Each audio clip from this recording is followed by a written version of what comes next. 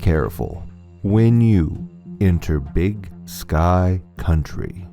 You might just encounter some big mysteries. Welcome to another installment of True Montana Ghost Stories, researched and written by Ellen Baumler. Her information is listed in the description below.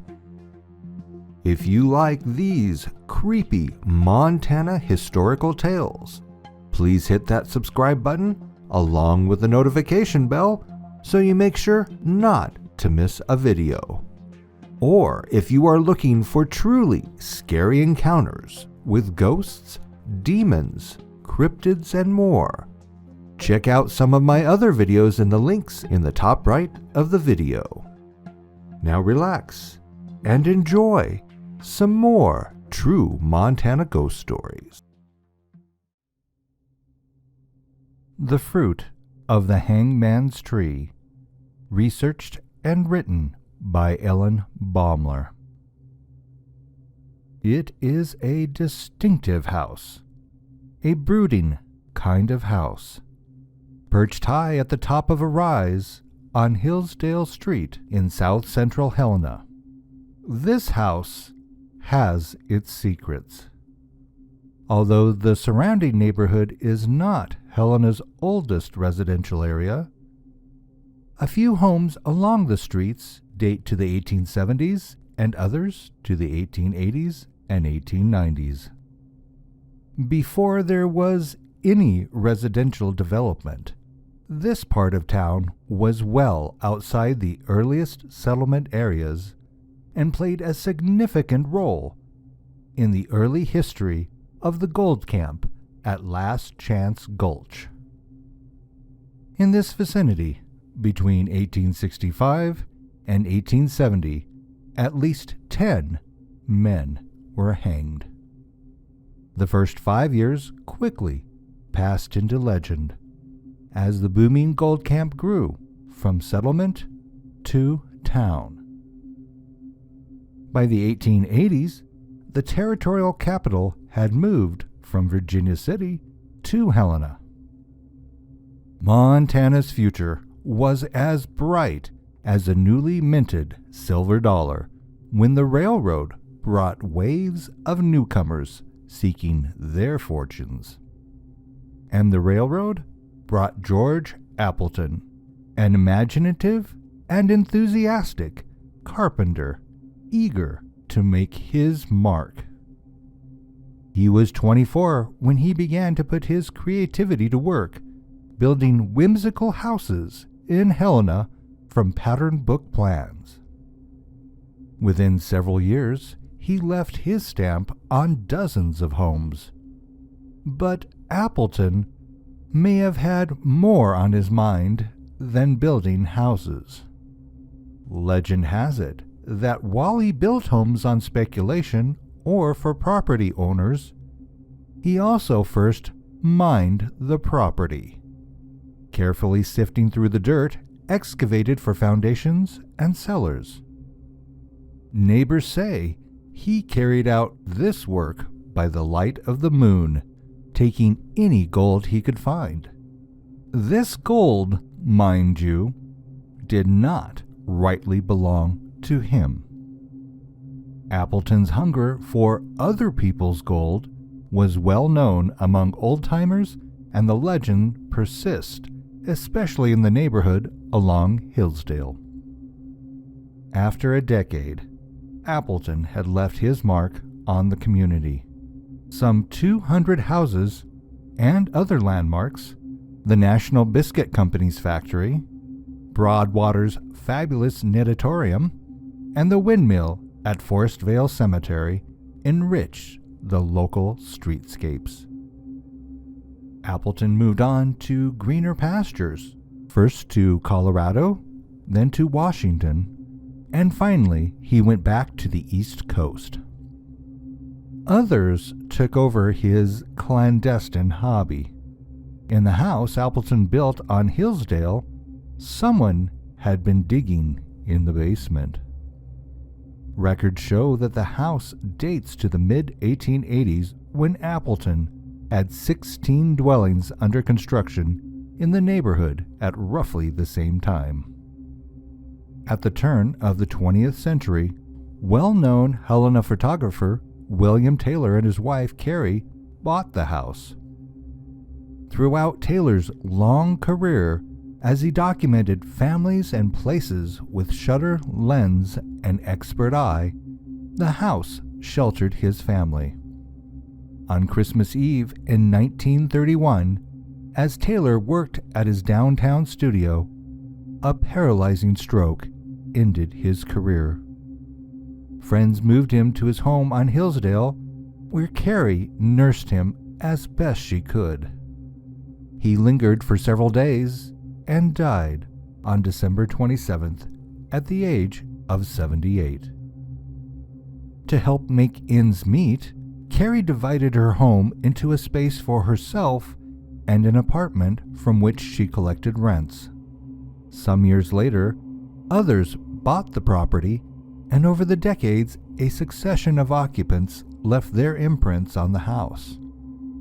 What went on in the house behind closed doors over the course of a century may or may not have influenced the home's developing personality. Herb Dawson bought the property in 1990. Herb is a motorcycle riding gun enthusiast who is not easily intimidated. He is also a talented architect with a long career in historic preservation behind him. Herb's specialty is helping owners of historic homes and buildings rehabilitate them.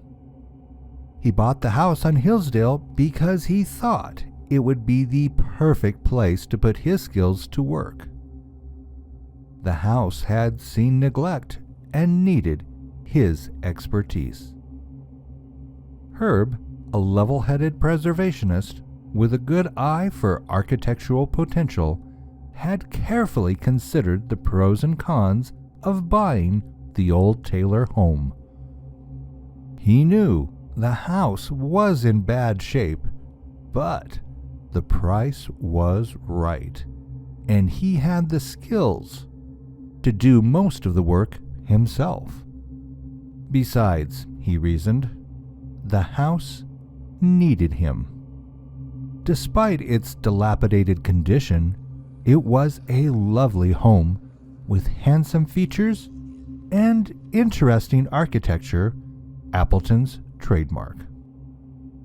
It had a wonderful bay window in the dining room and a curious stained glass window in the parlor. The window had solid red glass, and it would bathe the front rooms with the oddest red light in the morning sun. Herb, who had toured more historic buildings in a year than most people have in a lifetime, to this day has never seen anything like it. Herb could see that beyond the peeling paint and shabby stained wallpaper, the house had potential. After he struck a deal with the seller, Herb waited to sign the papers. But the longer he waited, the more anxious he became about the house. He had a bad feeling about it. Nothing he could put his finger on, but a bad feeling just the same. He went to the final closing and put his signature on the papers. He could not imagine why he was having these negative feelings about the house, but he actually dreaded moving in. It was not like Herb to be apprehensive. He told himself that this was ridiculous. He should be excited about the project. Nevertheless, the seed of unease was firmly planted, and it was with some effort on moving day in 1990 that he determined to shove his trepidation aside. One day, Herb was stripping wallpaper in the upstairs hallway foyer. He laboriously peeled off the layers. Each successive pattern reflected a specific time period. Some of the choices were charming, and some were a decorator's nightmare. Then he peeled back a final layer, and down low on the wall near the baseboard, Herb found something curious. A message, scrawled in pencil, noting the name of the paper hanger and the date, November 12th, 1911. Probably the same time the back room was added downstairs. How cool, thought Herb. Some long-dead paper hanger thought to sign and date his handiwork. Then it struck him. This can't be, thought Herb, and he backed off and thought a moment. How could this be? Today is November 12th. The hair stood up on the back of his neck. The basement was dim and uninviting and clammy. Spiders seemed to like it, however, as the dank spaces crawled with them. And Herb found a dead cat. For some reason, the house attracted cats like a magnet. They were always coming around. He also found something else in the basement. A miner's pick with a personal brand on it, and piles of tailings revealed that either someone over the last century knew about Appleton's clandestine diggings, or they were digging for some other reason. There was also evidence of diggings under and around the front porch. Herb had heard the neighbors talk about Appleton and his gold. Herb's house was not the only one in the neighborhood where owners had continued Appleton's work, digging in the soft earth of the basement. Someone who knew about Appleton probably began this industry in Herb's basement, secretly digging for gold. Or maybe they were digging for something else. Who could say? Others likely continued the operation, looking for whatever those before might have missed or tried to cover up. Herb had heard stories about the previous occupant whose several husbands had continued the digging. She got mad at one of them for spending so much time down there with his shovel. Digging became an obsession. He threatened to kill her and bury her there. She, according to her son, pulled a gun on the unfortunate husband. Did the house get to them too? Herb thought about the diggings in his basement as he tried to sleep at night. The house was not conducive to sleep. The possibilities of what might lie below gave him the creeps. The house was noisy too, with bangs and footsteps that Herb tried hard to blame on the 12 stray cats that had taken up residence with him. Strange, the way those cats came around and wouldn't leave. Then there was the back bedroom off the kitchen. It was a one-story addition, and Herb says that it had a strange, oppressive atmosphere. Maps show that it was added to the house prior to 1930. Herb estimates its construction around 1911. To enter the back addition, one had to pass through what had once been a closet on the original rear wall of the house. It was architecturally and functionally weird, according to Herb. It is likely that in 1931, Carrie Taylor nursed her debilitated husband through his last days in this bedroom rather than upstairs. Not only that, But off the bedroom addition was a small bathroom. It had a narrow-footed tub. In all his years working in historic preservation, Herb had never seen such an extraordinarily narrow tub, and it put him in mind of a coffin. He went out of his way to avoid it. During the first year Herb owned the house, he had a frequent boarder who slept in the downstairs bedroom. She never slept well in the room. Noises kept her awake, things she couldn't quite identify. She thought she heard people walking around outside when there wasn't anyone there. She felt objects flying around her head as she lay in bed at night. And she heard whispering in the dark. After a year of bachelorhood in the house, Herb brought his bride to live there. They had been married less than an hour when Herb carried her over the threshold. She was not thrilled to note that Herb had unfinished projects all over the house, and things were in disarray, but the newlyweds had other things to think about. Moments after they had entered the house, the couple stood in the kitchen near the back bedroom talking.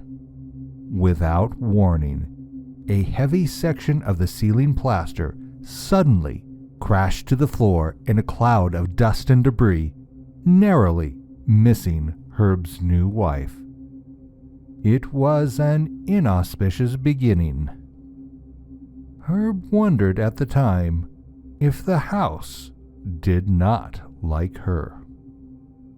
As the months passed, Herb's health deteriorated. He couldn't sleep, he was nervous and depressed, and he was not getting along with his wife.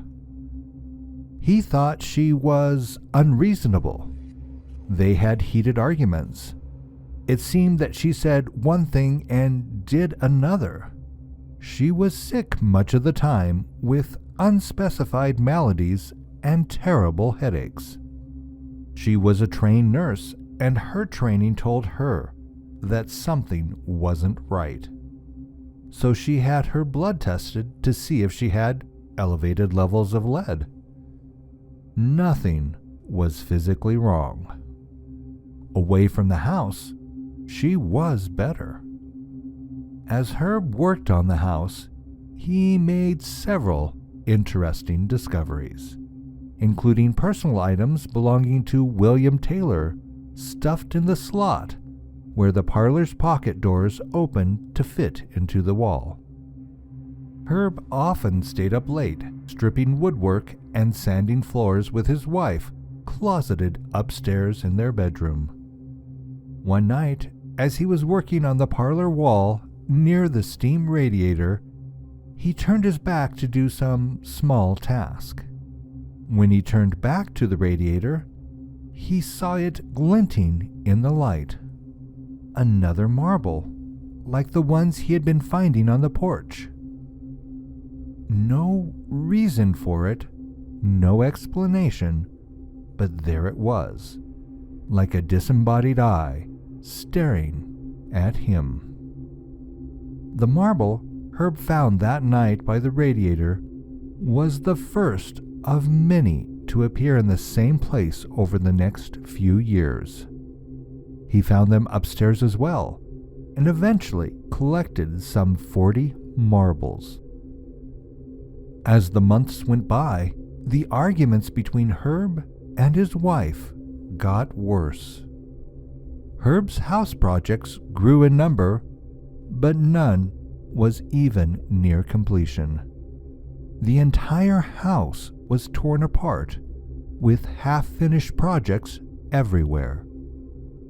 One night, as Herb worked at stripping the living room baseboards, he sat facing the steam radiator where a number of the marbles in his collection had appeared. This evening, though, there had been no marbles, and Herb was feeling good about his work. He worked among the various tools and supplies strewn about. A table knife lay discarded on the mantel across the room. Herb concentrated on the baseboards around the steam heater. He worked away, sanding the old wood trim, thinking how much better it would look when all the paint was gone and the old wood could breathe. It was nice when the house was quiet and he was left to his thoughts. The creaky floors and stairway always told him when his wife was on her way down to try to persuade him to come to bed. There was no sneaking around in such a house, and Herb knew that this night she had given up long ago and was upstairs asleep. Whap! Something hit a nearby bucket with such force that it overturned. There had been no creaks to announce an intruder, and there was no one in the room. Even if he had not heard creaking, there would have been no opportunity for an intruder to get past Herb to reach the mantel and cross the room again to escape. Herb was still alone downstairs, but whatever had come flying had been thrown with force.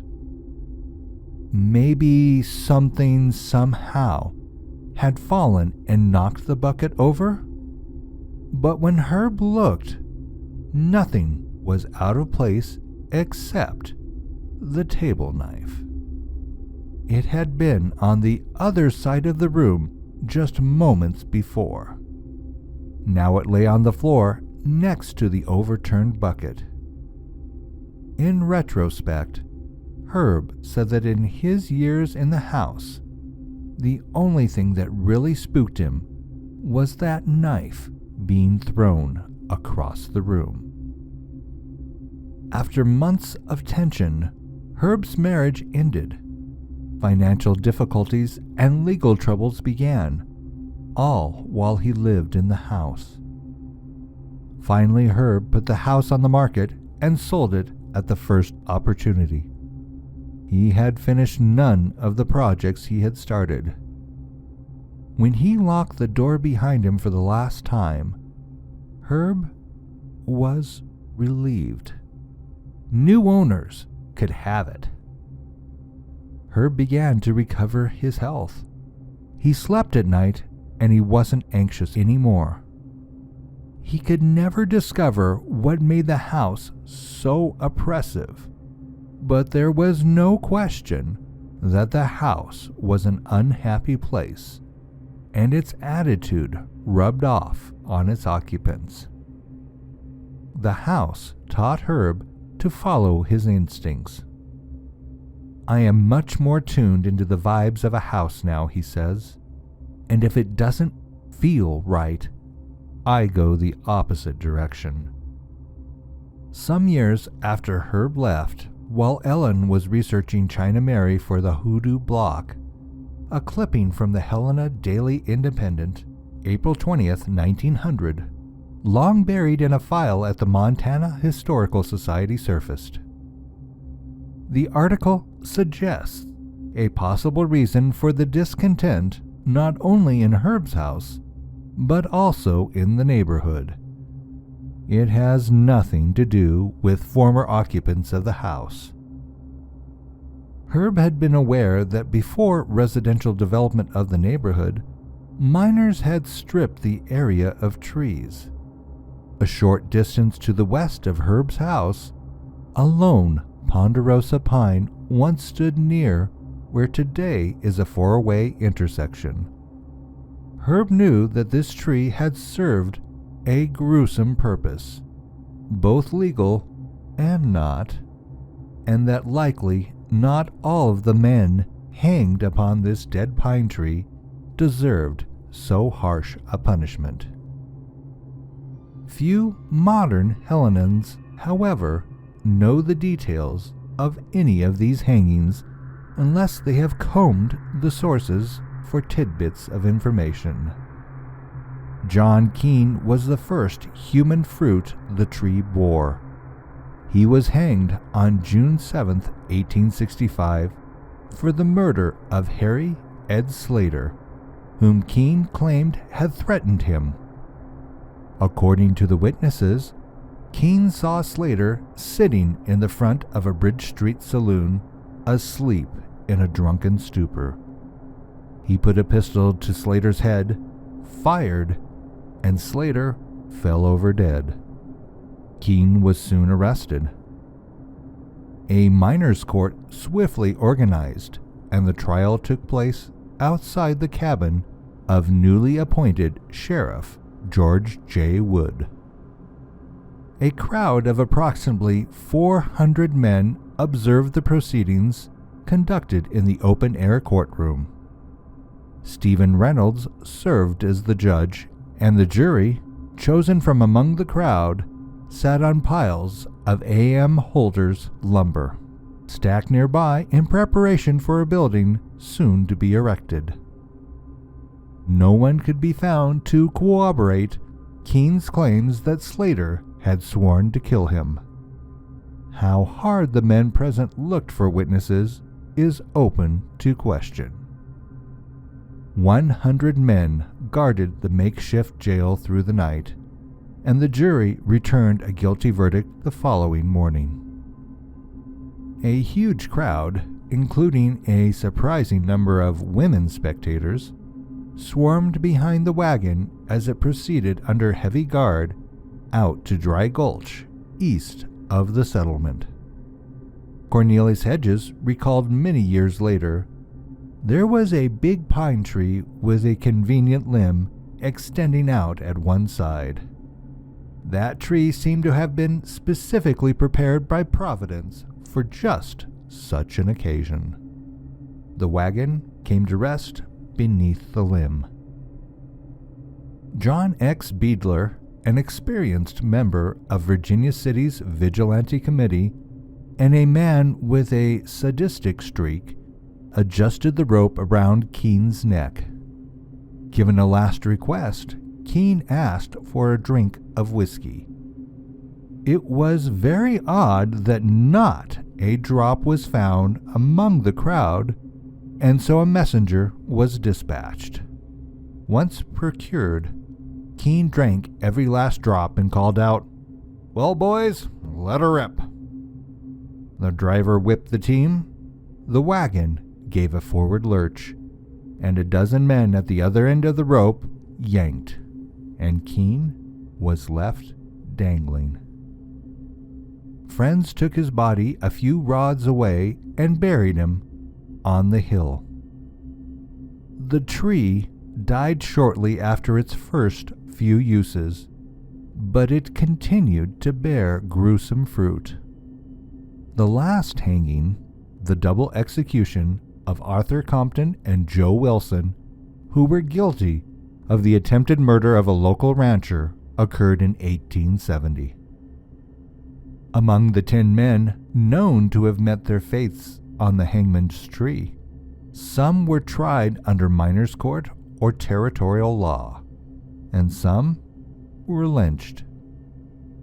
A few years after the hangings of Compton and Wilson, the Reverend W. H. Shippen, a Methodist Episcopal minister, purchased the property where the hangman's tree stood.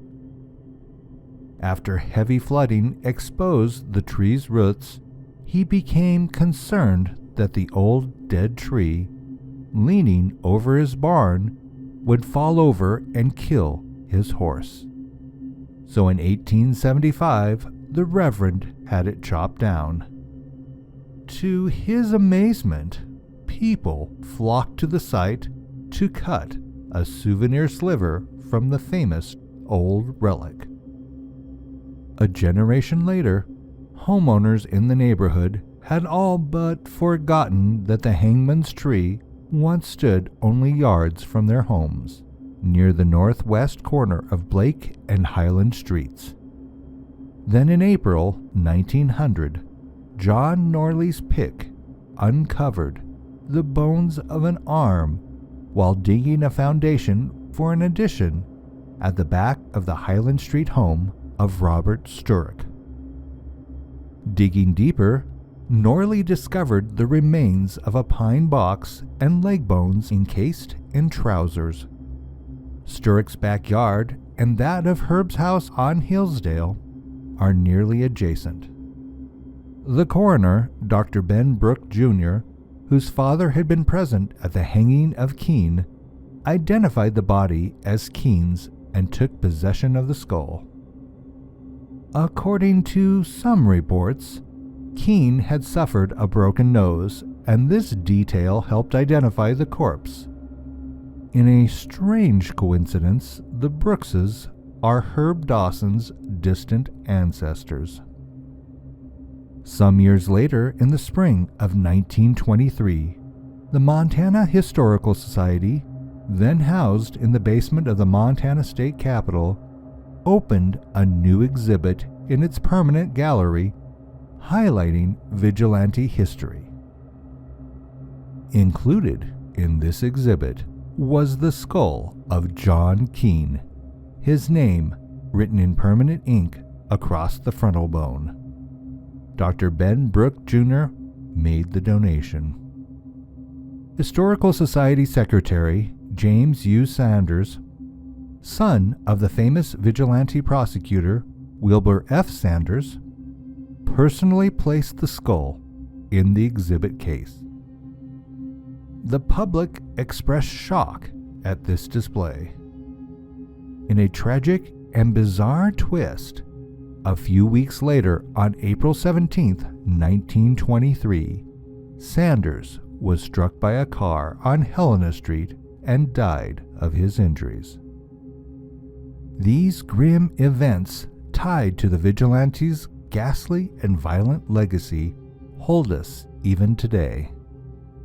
Charlene Spaulding, whose meticulous cemetery research has added greatly to this little-known subject, has found that although interment records are sporadic during Helena's first years, some burials in both the Catholic Cemetery on Oaks, today Robinson's Park, and the city cemetery, where Central School is today, were officially documented in the mid-1860s. There are, however, no burial locations on record for the first 5 men executed on the tree in 1865. Wouldn't those hanged, whether guilty as accused or not, their lives cut short in such a horrible, sudden, violent end, find rest in peace, a dictum impossible to follow? Herb is not the only homeowner to experience odd events in his home. Stories about this neighborhood abound. One concerns Charlene's aunt and uncle, Harry and Frida Moore, who lived across the street from Robert Sturrock, whose backyard yielded the body of John Keene. Harry and his father built the house in the 1930s, and they, like the former owners of Herb's house, were compelled to dig in their basement.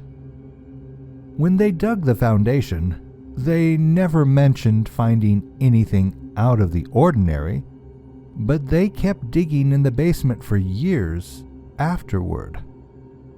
Like Kevin Bacon's character in the horror movie Stir of Echoes, perhaps they were obsessed with the digging.